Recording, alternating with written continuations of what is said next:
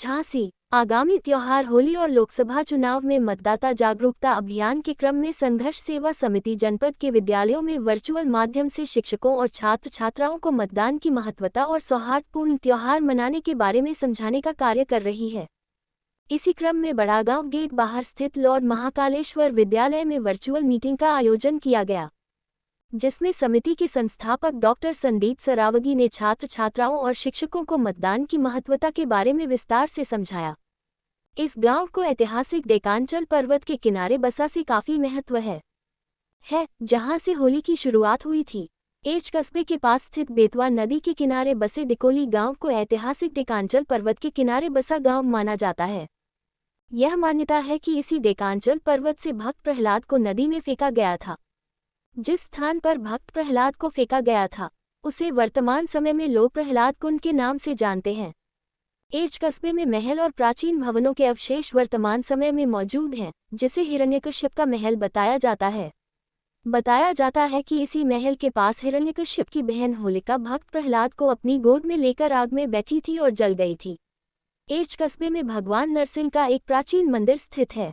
में डॉक्टर संदीप ने शिक्षकों और छात्र छात्राओं को होली की अग्रिम शुभकामनाएं भी दी। झांसी खबर 24 न्यूज चैनल पर आर.के. सेन की रिपोर्ट।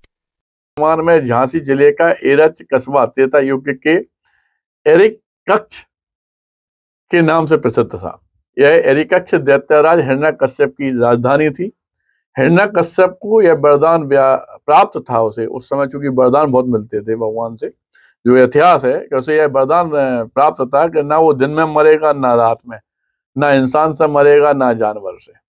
इसी वरदान को प्राप्त करने वाले खुद को अमर समझने वाला वो हिरण्यकश्यप इतना निरंकुश हो गया कि जनता ताई तराई माम पे आ गई। लेकिन इस राक्षस राज के घर जन्म हुआ भक्त प्रहलाद का। क्या मानते हैं तो एरच प्रहलाद की नगरी?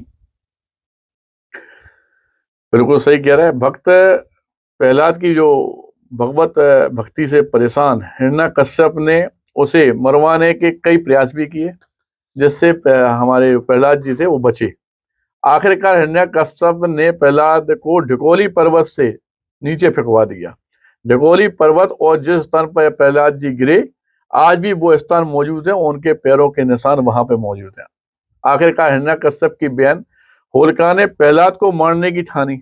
होलिका के पास भी एक ऐसी चुनरी थी जिसे पहनने पर वह आग में जब बैठती थी तो उसको आग उसका कुछ नहीं बिगाड़ सकती थी। लेकिन भगवान की माया, भगवान विष्णु जिन्हें प्रहलाद जी मानते थे, उनकी कृपा और आशीर्वाद से जिस समय वो प्रहलाद को लेके गोदी में लेके होलिका दहन के लिए बैठी, उस समय ऐसी हवा चली कि वो चुन्नी उड़ के प्रहलाद के ऊपर आ गई और उसमें होलिका का दहन हो गया।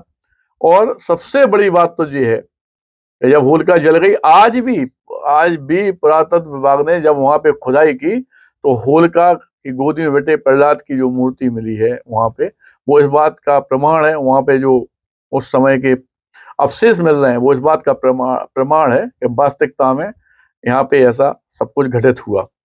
और भगवान विष्णु ने नरसिंह के अवतार लिया और गोधूली बेला में अपने नाखून से मंदिर की दहलीज पर हिरण्यकश्यप का जो वध किया, और हिरण्यकश्यप के वध के बाद एरिकक्ष की जनता ने एक दूसरे को खुशी में जो गुलाल डालना शुरू किया, यहीं से होली की शुरुआत हुई।